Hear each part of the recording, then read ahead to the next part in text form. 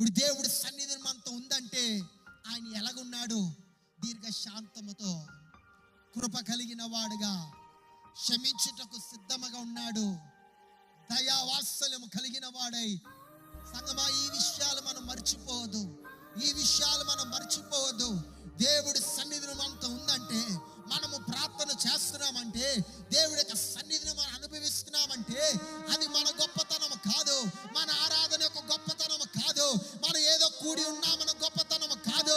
ఆయన గొప్ప దేవుడు, ఆయన క్షమించిన వాడు, ఆయన కనికరము కలిగిన వాడు, ఆయన దీర్ఘశాంతము కలిగిన దేవుడు, ఆయన నిన్ను అధికముగా ప్రేమించుచున్న దేవుడు గనక ఆయన నిన్ను విడిచి ఆయన వెళ్ళిపోవట్లేదు, నిన్ను విడవట్లేదు. He's not forsaking you.